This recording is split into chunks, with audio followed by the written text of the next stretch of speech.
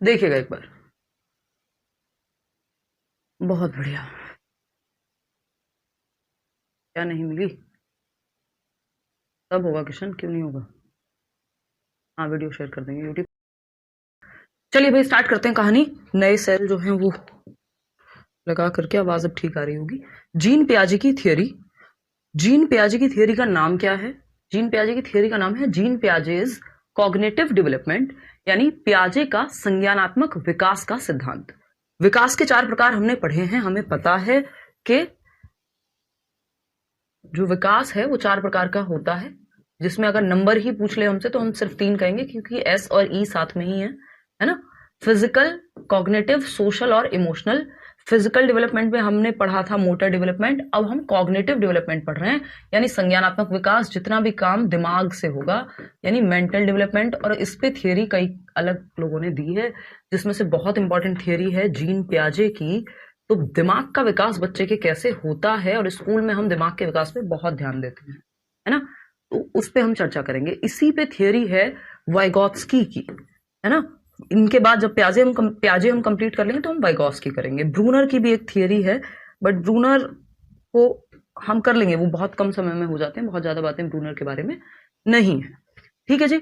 तो gene Piaget's cognitive development, यानी gene पियाजे के संज्ञानात्मक विकास का सिद्धांत। इसको और क्या कह सकते हैं? कॉग्निटिव डेवलपमेंट को आपको पता ही है। इसमें क्या आता है? जितने भी काम दिमाग से होते हैं, थिंकिंग, रीजनिंग, प्रॉब्लम सॉल्विंग, है ना, imagination, attention, perception, memory, decision making, problem solving, यानी समस्या समाधान, निर्णय लेना, कोई भी तर्क करना, सोचना, समझना चीजों को, है ना, आपका ध्यान लगाना किसी चीज पे, याद रख पाना किसी चीज को, ये सब कहाँ आते हैं? संज्ञान में आते हैं, कॉग्निशन में आते हैं, यानी कॉग्निटिव डेवलपमेंट से ही संबंधित है, यानी दिमाग के विकास से संबंधित है, यानी इसको मेंटल डेवलपमेंट की थियरी भी कह सकते हैं, यानी मानसिक विकास का सिद्धांत भी कह सकते हैं। दूसरा नाम क्या हो सकता है? इन्होंने 4 स्टेजेस दी हैं, इंटेलेक्चुअल डेवलपमेंट की, या कॉग्निटिव डेवलपमेंट की, या मेंटल डेवलपमेंट की। इंटेलेक्चुअल का मतलब है इंटेलेक्ट, यानी आपकी बुद्धि का विकास, तो बौद्धिक विकास की भी इन्होंने बात की है। ठीक है, कोई दिक्कत नहीं है। इंटेलेक्चुअल यानी बौद्धिक विकास की भी इन्होंने बात की है। बात क्लियर है या नहीं है? कोई दिक्कत, परेशानी, दर्द, समस्या यहां तक हो तो बता दो। ठीक। अब क्या कहते हैं पियाजे? पियाजे कहते हैं, इस बार यहां से क्वेश्चन आया हुआ है, children are active builders of knowledge. बच्चे ज्ञान के सक्रिय क्या हैं? निर्माता हैं। बच्चे ज्ञान के सक्रिय निर्माता हैं, एक्टिव बिल्डर्स ऑफ नॉलेज हैं। बिल्डर होते हैं, क्या बनाते हैं? बिल्डिंग्स बनाते हैं। उसी तरह से बच्चे ज्ञान के बिल्डर हैं, यानी वो नॉलेज को बनाते हैं, वो अपनी समझ को बनाते हैं दुनिया में आकर के। ये क्या है?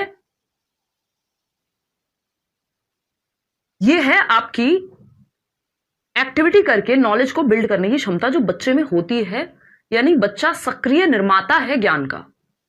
ठीक है ना। Children are active builders of knowledge, बच्चे ज्ञान के सक्रिय निर्माता हैं। वो आप बच्चे को एक पेन दे दीजिए, उसको एक टॉय दिला दीजिए, वो कहीं भी जाएगा, बहुत सारे सवाल पूछेगा, चीजों को छेड़ेगा, टच करेगा, खोलेगा, उस चक्कर में कई बार टूट जाती हैं, गड़बड़ हो जाती है। वो अपना आप में लिटिल साइंटिस्ट है, जो पियाजे ने भी कहा है। नहीं, एलएडी जो है वो दिया था नॉम चॉम्स्की ने। ठीक है ना। तो अगर हम बात करें तो ये क्या कह रहे हैं कि बच्चे क्या है? एक्टिव कंस्ट्रक्टर्स ऑफ नॉलेज हैं, या फिर हम कह सकते हैं लिटिल साइंटिस्ट हैं, ये इन्होंने कहा है। बच्चे क्या हैं? लिटिल साइंटिस्ट हैं, यानी नन्हे वैज्ञानिक हैं। जैसे एक वैज्ञानिक में जिज्ञासा होती है चीजों को जानने की, करने की, एक्सपेरिमेंट करने की, वही सब हम एक बच्चे में देखते हैं।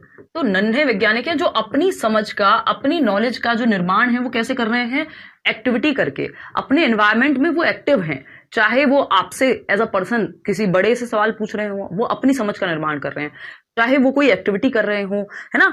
हर चीज मेरे को पता है, मैंने आपको बहुत बारी कहानी सुनाई हुई है आपसे पहले बैचेस में, कि हो जाएगा महिमा वो भी, कि मुझे एक पेन दिलाया गया, है ना। मेरी जो मामी जी हैं, मैं वहां पे थी बुलंदशहर कुछ साल, मैं उनके साथ जाकर के एक पेन लेके आई शहर से, गांव में हम रहते थे, और वो इस तरह का पेन था, मतलब ऐसे, ये मुझे पेन का शौक बचपन से रहा है, और वो जो स्प्रिंग होती है ना इसके अंदर, तो ऐसा सा पेन था। अब मैंने इसको खोला, देखा, अच्छा इसके अंदर स्प्रिंग है, वो निकाल के देखी, फिर लगा दी वापस। फिर उसके बाद और आगे से खुल सकता है कि नहीं, पीछे से खुल सकता है कि नहीं, इसको मैं अगर आगे से रोक लूं तो ये पीछे से क्लिक हो पाएगा या नहीं हो पाएगा, है ना। फिर मैंने रेत में उसको लगा करके देखा कि कैसे ये जंप करेगी नहीं करेगी, तो वो पेन फाइनली खराब हो गया। मुझे थोड़ा सा दुख भी हुआ, लेकिन ये क्या था, ये मेरी क्यूरियोसिटी थी, जिज्ञासा, है ना। ये मेरी साइंटिस्ट बनने का पहला चरण था, ठीक है ना, जो पहला ही रह गया। मतलब क्या है, आपने देखा होगा बच्चों को जरा सी दीवार भी आप मिल जाए उनको तो वो कुछ ना कुछ उस पर बनाएंगे, है ना। क्यूरियोसिटी, यानी बच्चे क्या है, जिज्ञासु हैं, जिज्ञासु हैं। बच्चे क्या हैं, जिज्ञासु हैं। बात ठीक है नहीं, टिक टिक वाला पेन एग्जैक्टली।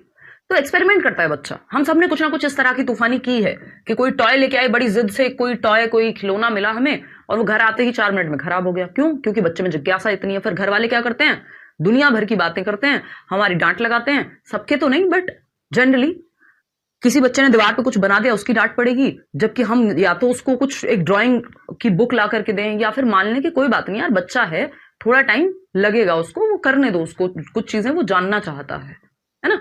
तो अगर बहुत जरूरी चीजें हैं घर में तो उनको आप साइड में रखिए।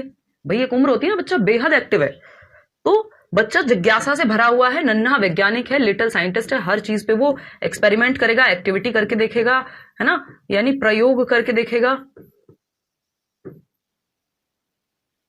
और क्या कह सकते हैं हम इसको, एक्टिविटी करेगा। बच्चा सक्रिय है, कोई ना कोई गतिविधि वो करता ही रहता है, शांति से बैठता नहीं जब तक सोता नहीं है ना। ये बात हम सभी जानते हैं। एक और चीज हमें पता है कि जब बच्चा होते हैं ना, छोटे बच्चे होते हैं, जब जैसे ही वो बोलना शुरू करते हैं, एक्टिविटी करना शुरू करते हैं, हम बहुत सारे माँ बाप की मजबूरी हो जाती है कि वो जो प्लग्स होते हैं ना घर में, स्विचेस इलेक्ट्रिसिटी वाले, उनको वो या तो नीचे वाले कट ऑफ करा दें। जैसे मेरा भाई छोटा था तो हमने वो कट ऑफ कराए। आजकल तो बहुत सारी चीजें आ गई हैं कि जो सॉकेट में लग जाती हैं, ताकि बच्चा वो उंगली भी दे सकता है, वो अपने लिए खतरनाक काम भी कर सकता है। हो सकता है वो छत पे गया और वहां से कूद जाए, उसे थोड़ी पता है कि इससे क्या होगा, है ना। तो बहुत ध्यान रखना पड़ता है उस समय बच्चे का। लेकिन बच्चे की जो जिज्ञासा है उसको मरने नहीं देना है आपको, ये प्याजे कह रहे हैं, ठीक है ना।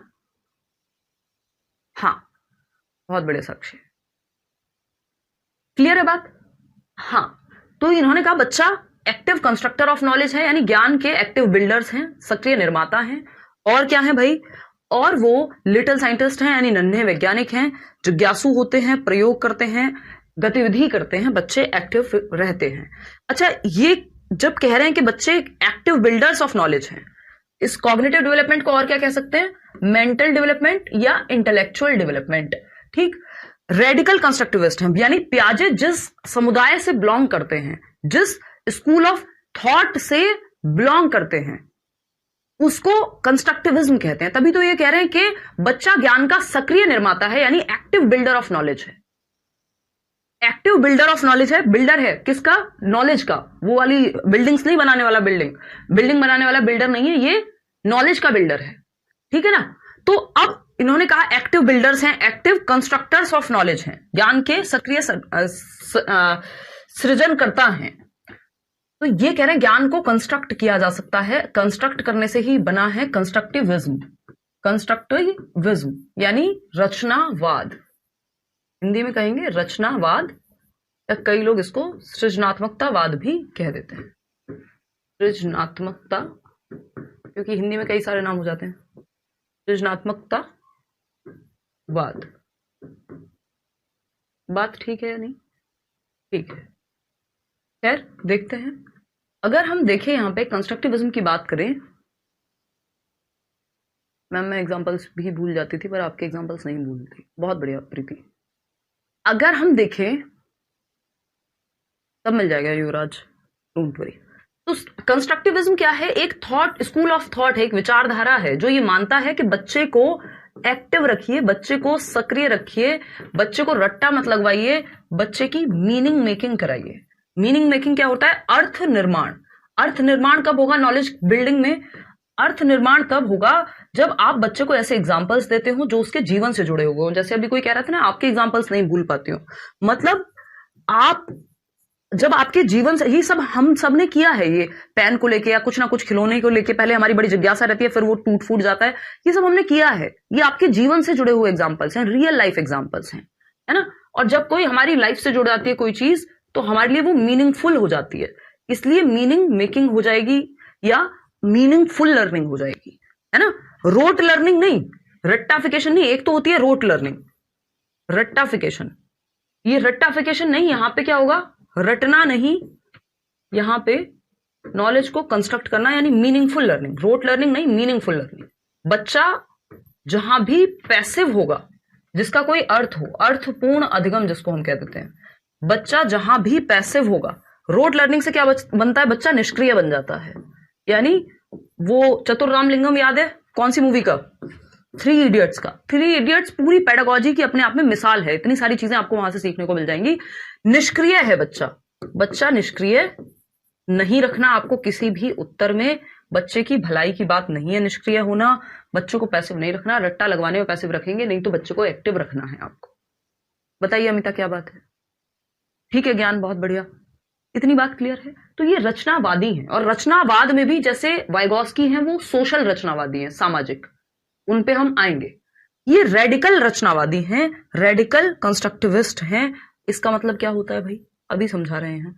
उग्र रचनावादी, यानी ये हार्डकोर बच्चे के इंडिपेंडेंट नॉलेज को बिल्ड करने पे फोकस करते हैं कि आप बच्चे को इंडिपेंडेंट छोड़िए, इंडिपेंडेंटली नॉलेज को कंस्ट्रक्ट करने का मौका दीजिए, वो कर लेगा। ये नहीं कह रहे हैं कि बड़ों के साथ मिलकर के कर लो, ये कर लो। वो कह रहे हैं हाँ ठीक है, सपोर्ट मिल रहा है ठीक है, नहीं मिल रहा है तब भी ठीक है, एनवायरमेंट के साथ एक्टिविटी करेगा। तो बच्चे की स्वतंत्र एक्टिविटी पे इनका बहुत जोर है। नॉलेज एक्टिव होकर के वो नॉलेज का निर्माण करेगा। तो हार्डकोर बच्चे के एफर्ट्स पे ये बेस्ड है ना। स्विस साइकोलॉजिस्ट थे जीन पियाजे, ये आप देख रहे हैं 15-16 साल की उम्र में तो इनकी रिसर्च पब्लिश हो गई थी, पीएचडी यूएचडी तक पहुंच गए थे। बहुत ही गिफ्टेड टाइप के बच्चे रहे अपने टाइम पे, और आज तक हम इन्हें पढ़ रहे हैं, और बहुत महत्वपूर्ण योगदान है पेडागोजी में इनका। क्या है, स्विस साइकोलॉजिस्ट, यानी स्विट्जरलैंड के थे, ठीक है। ये बातें हमें बेसिक 2-4 चीजें पता होती हैं, तो फिर हमें याद रह जाती हैं चीजें, ठीक है जी। इतनी बात क्लियर है, क्लियर है, क्लियर है बात। चलें आगे बढ़ें। इंग्लिश हिंदी पेडागोजी आप लोगों ने, नहीं। तो बच्चे लिटिल साइंटिस्ट हैं, नॉलेज को एक्टिवली बिल्ड कर रहे हैं, यानी अपने अनुभव के आधार पे बच्चा नॉलेज को बिल्ड करेगा। यानी बच्चे का एक्सपीरियंस सुप्रीम है, बच्चे की एक्टिविटी सुप्रीम है रेडिकल कंस्ट्रक्टिविज्म में, ठीक है ना। इतनी बात क्लियर है। तो ये 2 बातें हैं, एक तो ये कैसे कंस्ट्रक्टिविस्ट हैं, रचनावादी हैं। कंस्ट्रक्टिविज्म वो स्कूल ऑफ थॉट है जिसपे आपका पूरा एनसीएफ बेस्ड है। इवन आजकल की जो नेशनल पॉलिसी है वो भी बहुत हद तक इसी से इंस्पिरेशन ड्रॉ करती हैं। एनसीएफ 2005 भी आपका इसी पे बेस्ड है। टीचर क्या होता है कंस्ट्रक्टिविज्म में, रचनावाद में टीचर होता है फैसिलिटेटर, सुविधा प्रदान करने वाला। ऐसा नहीं टीचर की कोई वैल्यू नहीं होती। प्याजे के अकॉर्डिंग कई बार क्वेश्चन आपको कंफ्यूज करने के लिए दे देगा कि प्याजे तो कहेंगे टीचर की क्या जरूरत है, बच्चे को एक्टिव रखो। नहीं, टीचर भी एक्टिव है, बच्चा भी एक्टिव है। जो हम चाइल्ड सेंटर्ड एजुकेशन में, बाल केंद्रित शिक्षा में पढ़ रहे थे, याद कीजिए, तो बच्चा भी एक्टिव है, लर्निंग बाय डूइंग हो रही है, ज्ञान का सृजन किया जा रहा है। तो टीचर भी महत्वपूर्ण है, जहां जरूरत है वो फैसिलिटेट करेंगे ना टीचर। ऐसा नहीं है कि टीचर की जरूरत ही नहीं है। रेडिकल मतलब जो बच्चे के एक्सपीरियंस को, उसकी एक्टिविटी को सुप्रीम माने। जो वाइगोस्की जब आप पढ़ेंगे वो सोशल कंस्ट्रक्टिविस्ट हैं, वो कहते हैं समाज में एक्टिविटी करना सबसे ज्यादा जरूरी है। इन्होंने बच्चे को इंडिपेंडेंटली ज्यादा महत्वपूर्ण माना कि वो अपने एनवायरमेंट के साथ मिलकर के जो अंतः क्रिया करेगा, जो एक्टिविटी करेगा, उससे वो सीखेगा। हाँ, हमें बच्चे की क्यूरियोसिटी को डेवलप होने देना है, उसके लिए खतरनाक नहीं बन जाना है कि वो सवाल पूछे तो 2 थप्पड़, कुछ अपने आप करके दिखाए, कुछ कोशिश करे तो उसको डांट रहे हैं। ये एकदम खराब तरीके हैं। क्या पूछ रहे हो शिवम, जब क्लास चल रही है तो पढ़ लो यार, है ना। Thank you Divya. चलिए प्रीति, तो ये बेसिक सी बात हो गई। तो प्याजे क्या है, रेडिकल कंस्ट्रक्टिविस्ट है, एक्टिव बिल्डर्स ऑफ नॉलेज या लिटिल साइंटिस्ट कहा है इन्होंने बच्चों को।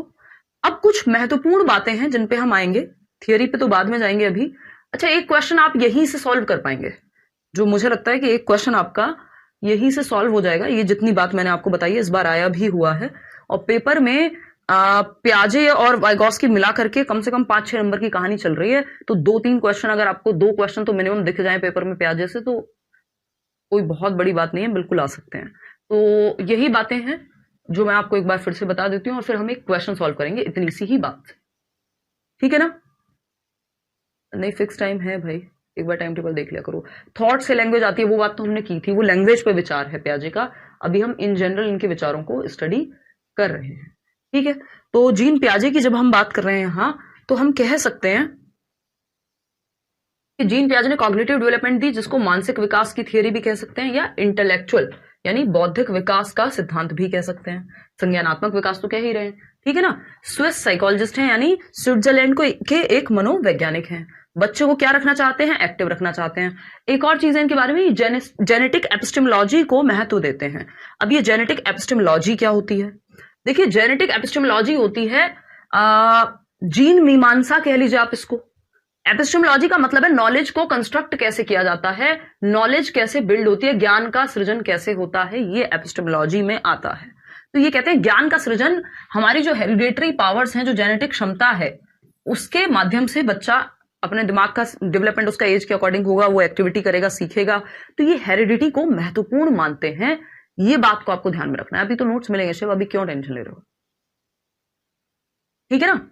तो ये हेरिडिटी यानी आनुवांशिकता को, जो आपके जेनेटिक मेकअप से आपको मिला है, उसको काफी महत्व देते हैं। जेनेटिक्स को, मैच्योरिटी को, मैचुरेशन जिसको हम कहते हैं ना, परिपक्वता, क्योंकि वो हाईली रिलेटेड होती है हेरिडिटी से। ठीक है, कि आपके दांत कब निकलेंगे खुद से थोड़ी निकालोगे, वो आपकी हेरिडिटी कोडिंग में है। मैम प्याजे वर्बल टीचिंग की बात करते हैं, डिस्कवरी लर्निंग की कह सकते हो, बट ऐसा नहीं है कि सिर्फ वो क्वेश्चन पे डिपेंड करेगा। डिस्कवरी लर्निंग की बात ब्रूनर करते हैं, लेकिन डिस्कवर करने को महत्व देंगे प्याजे। इसलिए हमें रटना नहीं है, क्वेश्चन पढ़ेंगे, जिस कॉन्टेक्स्ट में पूछा उस हिसाब से जवाब दिया जाएगा। ठीक है ना सबा? बहुत बढ़िया, चलिए आते हैं। ठीक है प्रीति, देखिए समझते हैं कहानी क्या है। अगर हम देखें यहां पर प्याजे की, अगर हम माने, तो प्याजे ने एक और बात कही है, बहुत महत्वपूर्ण है। Development is discontinuous. क्या है डेवलपमेंट? डिसकॉन्टिन्यूअस है, यानी विकास एक असतत प्रक्रिया है। सतत नहीं, असतत। मतलब कोई भी व्यक्ति जो ये कहता है कि डेवलपमेंट कॉन्टिन्यूअस नहीं है, सतत नहीं है, इसका मतलब वो स्टेज में विश्वास रखता है। प्याजे ने अपनी थियरी में 4 स्टेजेस दी हैं। पहली स्टेज सेंसरी मोटर, कि भाई जन्म से 2 वर्ष में इतना विकास होगा, है ना? फिर 2 से 7 तक इतना हो जाएगा, यानी और ऊपर गए। फिर 7 से 11 तक इतना हो जाएगा। फिर 11 से 15 तक इतना हो जाएगा। यानी एक हर एक स्टेज में विकास की प्रक्रिया, इस स्टेज में ये आएगा, इस स्टेज में ये आएगा, ये कह रहे हैं। इसलिए डिसकॉन्टिन्यूअस मानते हैं। मैंने आपको कहा भी है, जब तक प्याजे ना लिखा हो या कोई स्टेज थियरिस्ट ना लिखा हो, तब तक आप मत मानिए कि डेवलपमेंट डिसकॉन्टिन्यूअस है। ये कह सकते हैं क्योंकि इन्होंने स्टेज की बात की है। अच्छा, प्याजे के बारे में एक क्वेश्चन आता है कि जैसे मैं आपको अभी दिखा दूं, यहां पे एक क्वेश्चन है कि प्याजे के अकॉर्डिंग डेवलपमेंट क्या है? डेवलपमेंट अकॉर्डिंग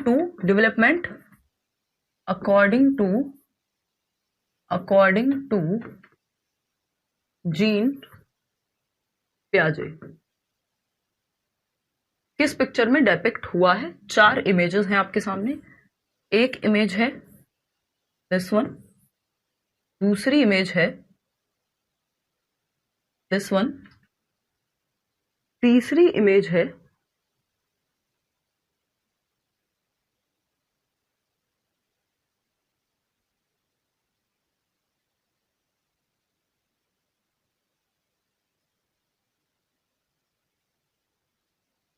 ये, एंड फोर्थ इमेज इज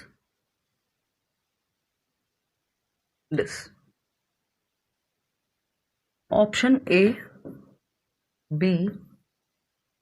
अगर इतनी सी बात से आपको कोई चीज समझ आई होगी तो आप सही जवाब दे देंगे, बताइएगा। प्याजे के अकॉर्डिंग अभी हमने बात की थी कि डेवलपमेंट क्या है। अब मैं खुद से नहीं बताऊंगी, आपको ऑप्शन के हिसाब से चूज करना है, फिर हम बात करेंगे। फटाफट से बताओ, देखो फटाफट जवाब दो।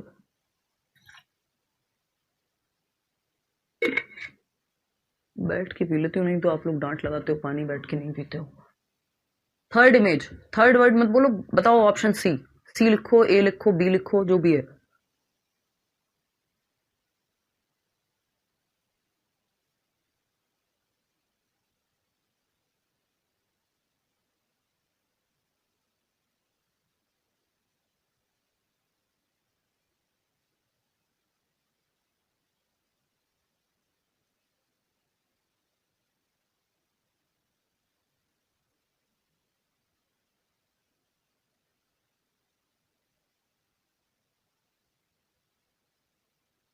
बहुत सारे लोग सी ऑप्शन कह रहे हैं, कुछ बी भी कह रहे हैं।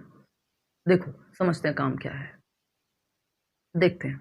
और भावना ने बहुत अच्छा जवाब भी दिया कि क्योंकि उन्होंने स्टेजेस में बांटा है, डेवलपमेंट डिसकंटिन्यूअस है उनके अकॉर्डिंग, तो आंसर हो जाएगा सी, जो कि बात एकदम सही है, गलत नहीं है, बिल्कुल सही है ये बात, इसमें कोई भी दिक्कत नहीं है।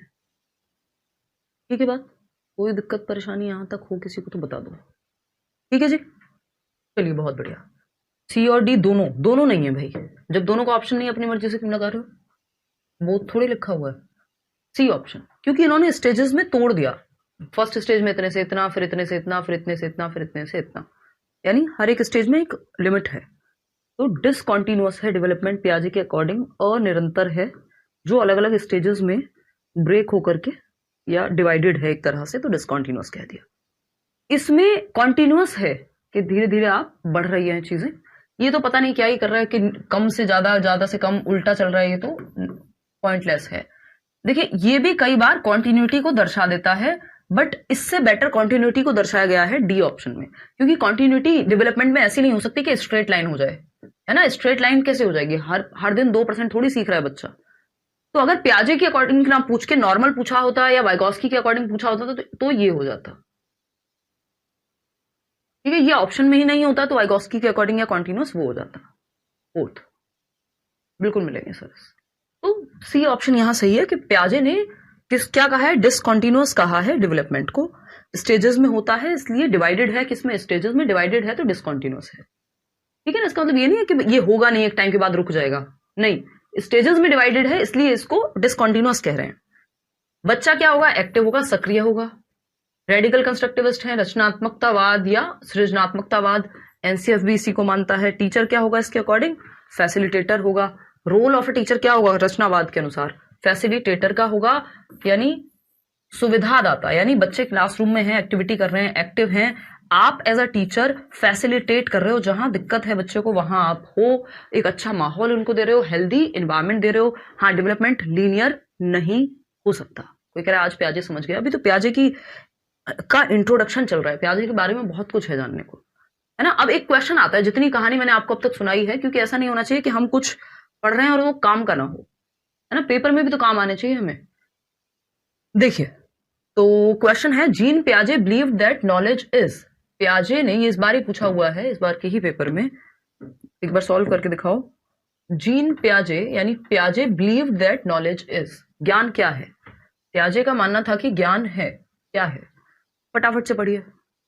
हाँ, सीटेट की मार्कशीट का पीडीएफ मिल जाएगा। पहला ऑप्शन है को constructed in interactions with more knowledgeable others, अधिक जानकार अन्य लोगों के साथ बातचीत से सह निर्मित होता है ना। फिर ज्यादा ही सिंपल क्वेश्चन था, वो जरूरी है लेकिन आपके कॉन्सेप्ट क्लैरिटी के लिए बहुत जरूरी है।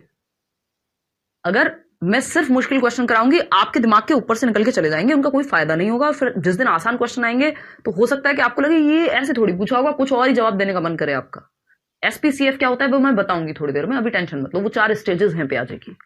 जेनेटिक एपिस्टेमोलॉजी की, आपके जो जीन्स हैं, आपकी जो हेरिडिटी, आपकी जो मैचुरेशन है, जो आपको जेनेटिकली कुछ क्षमताएं मिली हैं, वो आपको ज्ञान के निर्माण में मदद करेंगी। इसी को हम जेनेटिक एपिस्टेमोलॉजी समझ रहे हैं अपने कॉन्टेक्स्ट में, अपने एग्जाम के। सी ऑप्शन कह रहे हैं कई लोग, चलिए देखते हैं। सी डी मिक्स्ड, इतना आसान क्वेश्चन भी नहीं हो पा रहा है। जीन पियाजे का मानना था कि ज्ञान को constructed in interactions with more knowledgeable other.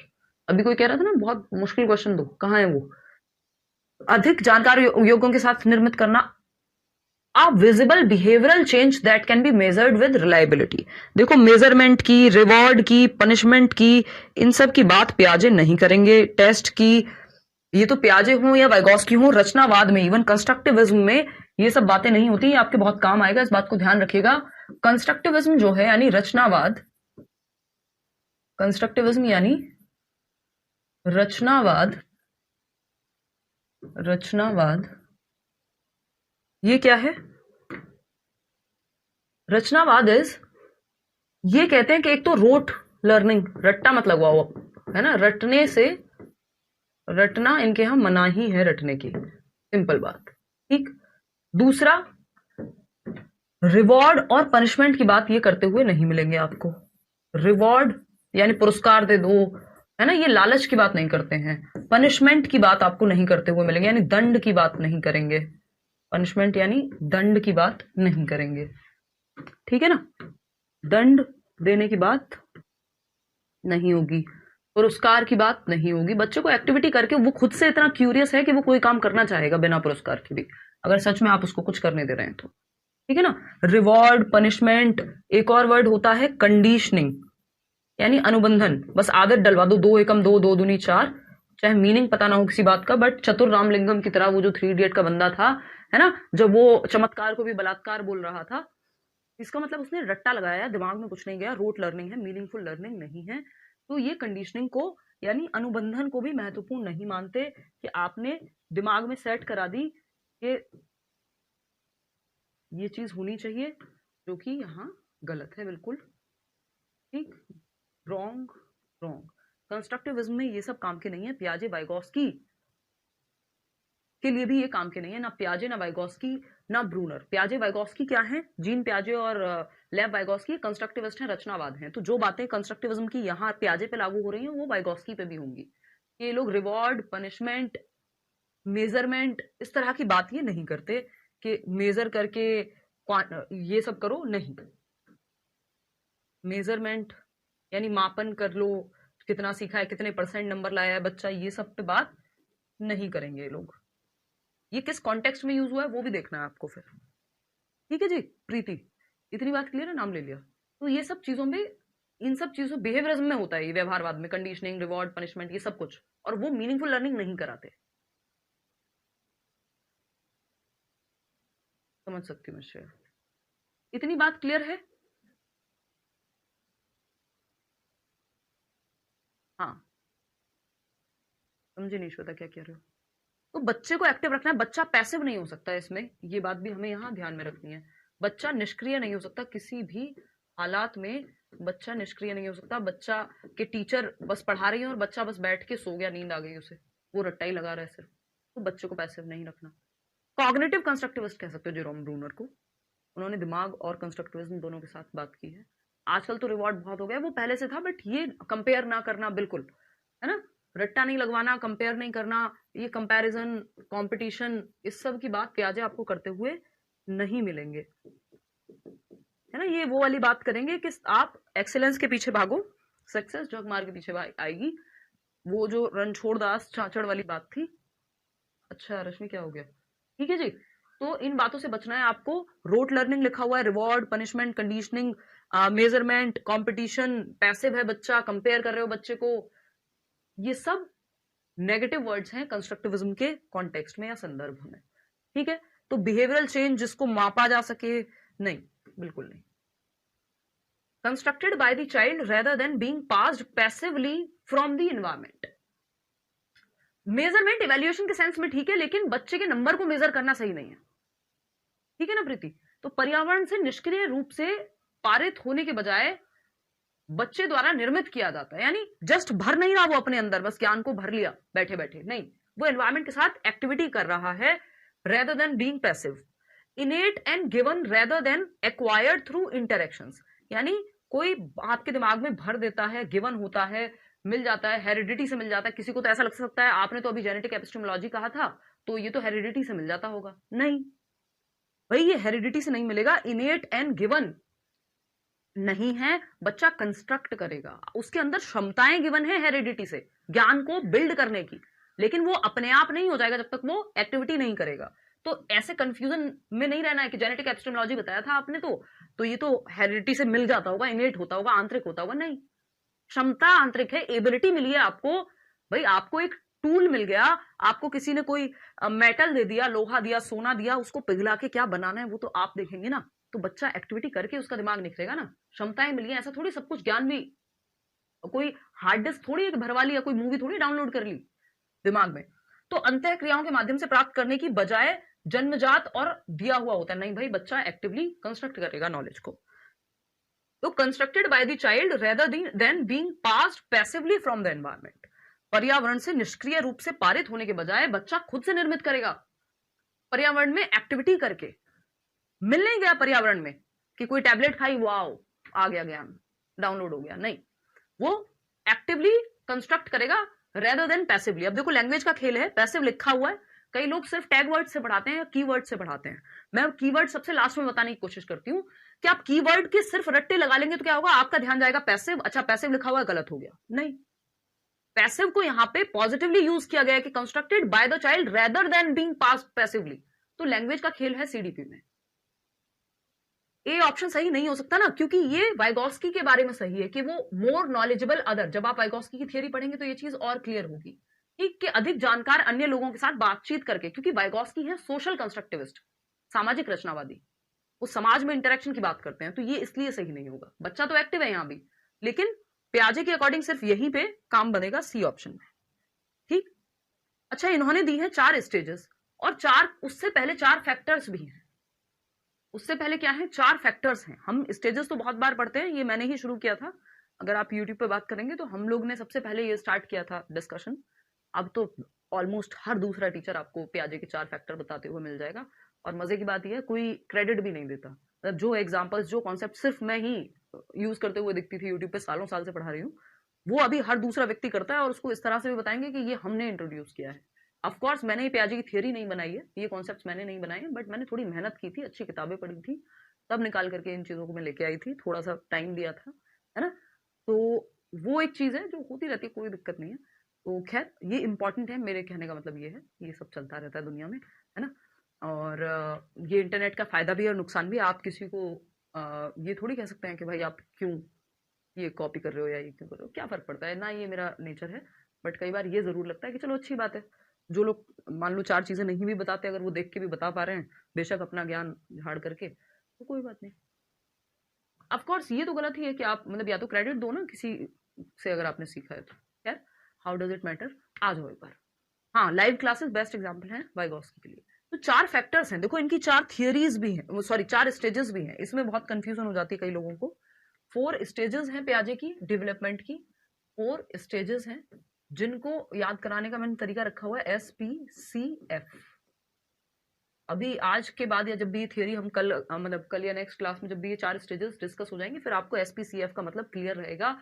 S for sensory motor, P for pre operational, C for complete operational और F फॉर फॉर्मल ऑपरेशनल। ये इसी सीक्वेंस में रहती है, ठीक। 4 फैक्टर्स हैं, 4 चरण अलग हैं और 4 तत्व अलग हैं इनकी थियरी में, जिनपे ये बेस्ड हैं सारे जो स्टेजेस हैं, है ना। 4 फैक्टर्स यानी तत्व, बात क्लियर है। और स्टेजेस यानी कि चरण, ठीक है, इतनी बात। 4 चरण अलग हैं, 4 तत्व अलग हैं। 4 एलिमेंट्स भी कह सकते हो इन फैक्टर्स को आप, कि इन एलिमेंट्स के बेसिस पे फिर स्टेजेस और बाकी सारी चीजें हैं। 4 मुख्य तत्व जो हैं थियरी में वो यही है, ठीक है चेतन, धन्यवाद। इतनी बात क्लियर है। देखिएगा, तो अगर हम बात करें यहां पर 4 factors in Piaget's theory, MESE याद रखने का सबसे आसान तरीका है ये, MESE। M फॉर मैचुरेशन, यानी मैचुरेशन को कहते हैं परिपक्वता। परिपक्वता किससे रिलेटेड होती है, हाँ बुरा तो लगता है यार थोड़ा सारे का, अगर कोई कॉपी करता है तो। मैचुर सोचने का तरीका है, लेकिन मैं ये सोच लेती हूँ ठीक है यार, 4 लोगों का भला हो रहा है, क्वालिटी कंटेंट सब तक जा पा रहा है। मान लो मैं हिंदी मीडियम में, हार्डकोर हिंदी मीडियम नहीं पढ़ाती हूँ और कोई बिल्कुल प्योर हिंदी मीडियम में पढ़ा पा रहा है या पढ़ाता ही है मान लो, या पढ़ाती ही है, तो उस केस में ठीक है, जो हिंदी मीडियम वाले शायद मुझे नहीं देख पा रहे होंगे उतने कंफर्ट से, वो वहां देख लें, ज्यादा हिंदी मीडियम वाले लोग।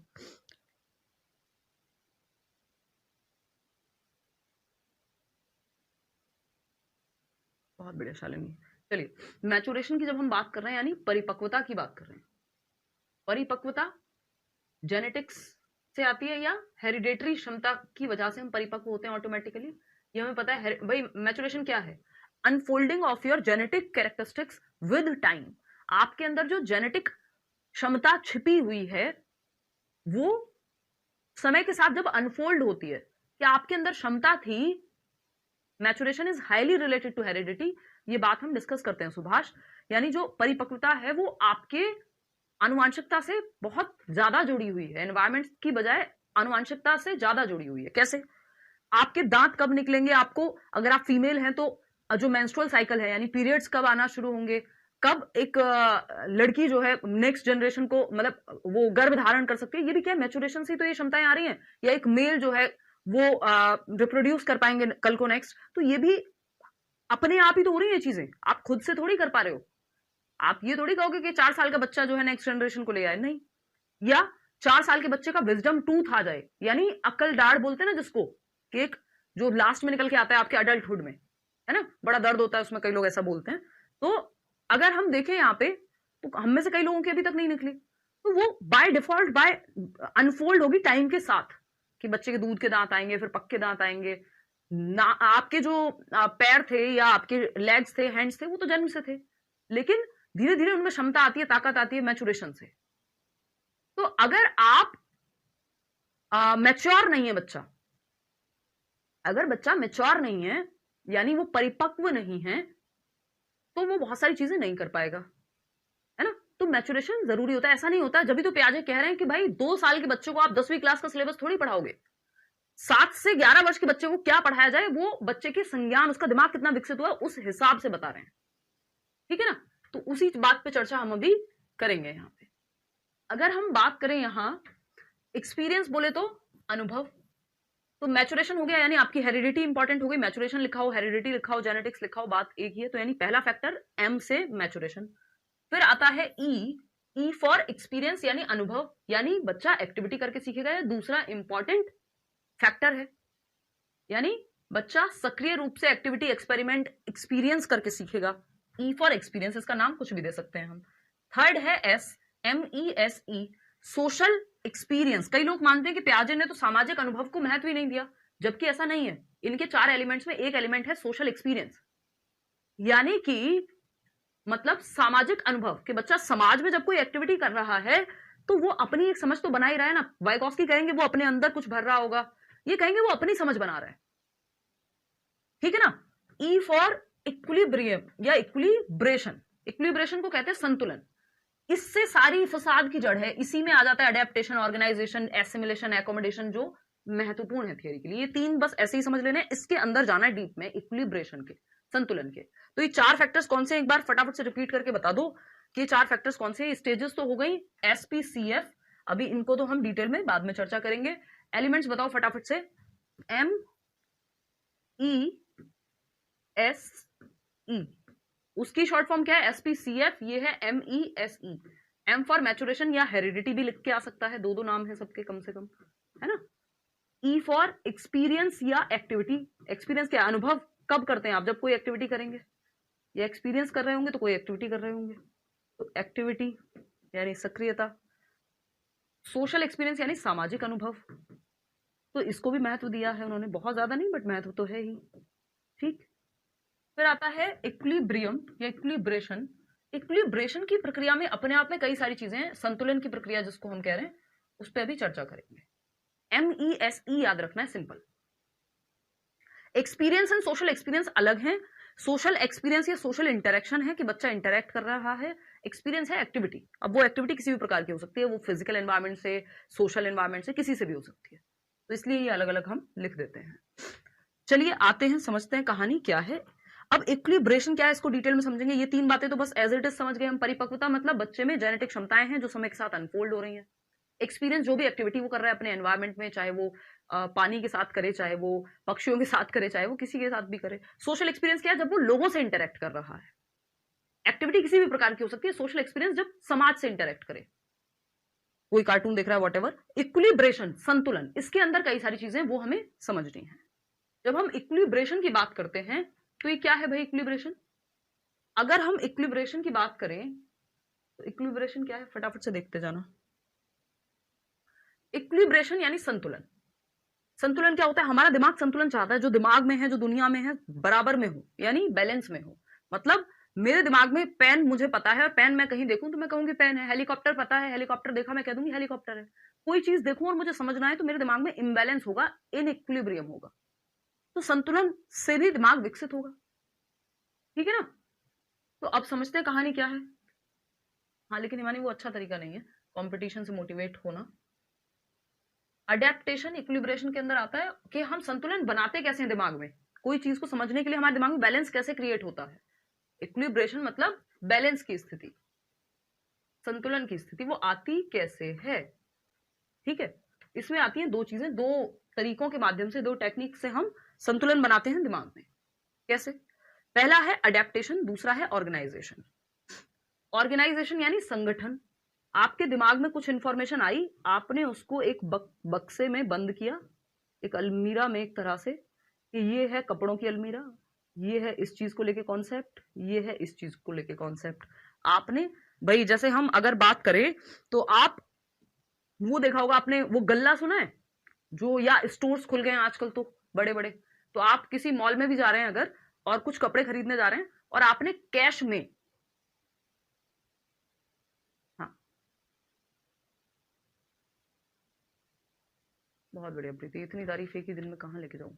अगर हम देखें, बहुत बढ़िया धन्यवाद। अगर हम देखें तो आप मॉल में गए कपड़े लेने, आप पे कर रहे हैं कैश में, या आप एक सब्जी लेने भी गए किसी स्टोर पे, मान लो रिलायंस फ्रेश या कुछ भी इस तरह का स्टोर है जो आजकल खुल गए हैं हर शहर में, छोटे या अलग अलग ब्रांड के हो जाएंगे, बिग बाजार होता था पहले। तो अगर हम बात करें तो आप देखते हैं वो जब पेमेंट लेंगे तो एक अपना जो भी गल्ला कह दो उसको आम भाषा में, नहीं तो जो उनका काउंटर है उसको खोलेंगे और उसमें सिक्के एक तरफ रखे हुए होंगे, यानी कॉइन्स हैं तो यहाँ पे रखे हुए हैं, 20 के नोट हैं यहाँ रखे हुए हैं, 500 के नोट यहाँ रखे हुए हैं, 1000 के नोट यहाँ रखे हुए हैं। या आप एक जिसको हम कह देते हैं पनवाड़ी की दुकान से भी, पनवाड़ी कहेंगे या क्या कहते हैं उसको, किराना की दुकान, पनवाड़ी की दुकान से भी ऑफकोर्स अगर आप पान खा रहे हैं तो पान लेने जा रहे हैं, तो वो सब क्या है, अलग अलग वहां पे उन्होंने व्यवस्था बनाई हुई है कि पान एक तरफ रखा है, कुछ और लेने गए तो वो एक तरफ रखा हुआ है।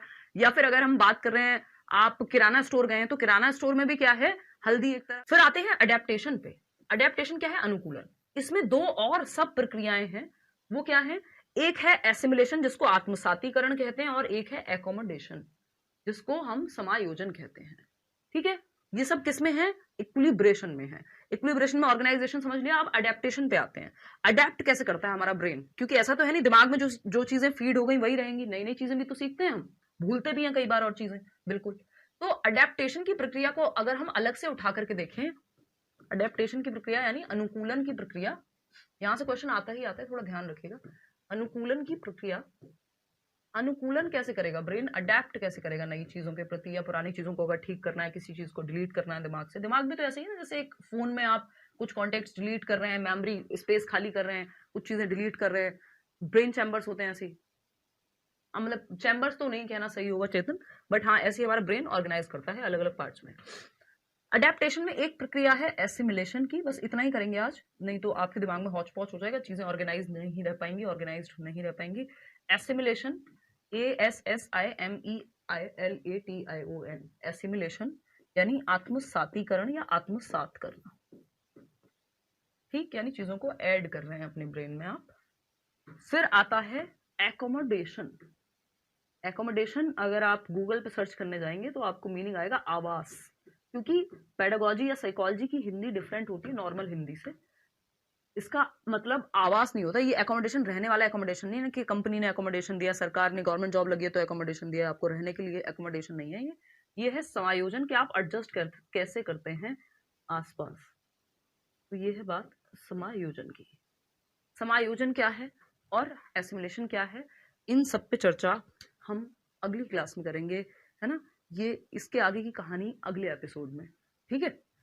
कोई दिक्कत तो नहीं हुई, आज की जितनी भी बातें मैंने आपको बताई हैं बिल्कुल कहानी की तरह बताई हैं, और वो चीजें दिमाग में टिकेंगी अगर आप हल्का सा रिवीजन और दे देंगे। और मंडे को जो भी नोट्स आपके बचे हुए हैं, मेरी पूरी कोशिश है कुछ भी करके आपको सारे नोट्स मिल जाए,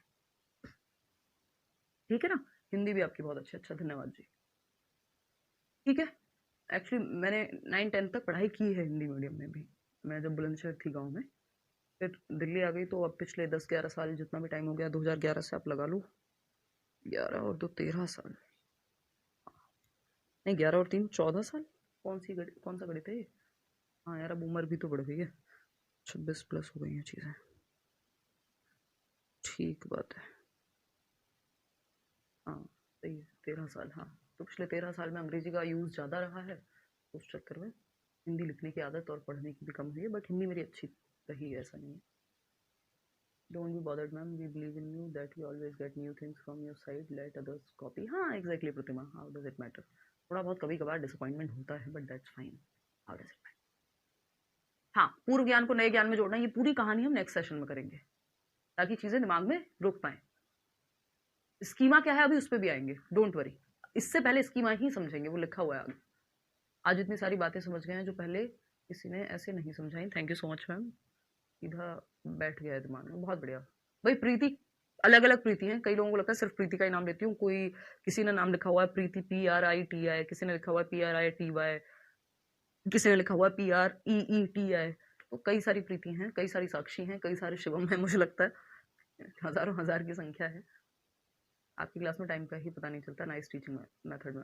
हाँ, अगर आप स्टोरी टेलिंग, हाँ भाई सभी को स्टोरी टेलिंग के थ्रू समझेंगे, एक तो मुझे पता नहीं क्या हो गया, तो चीजें आपको अच्छे से समझ में आएंगी, मजा आ गई। चलिए बहुत बढ़िया। अब हम कल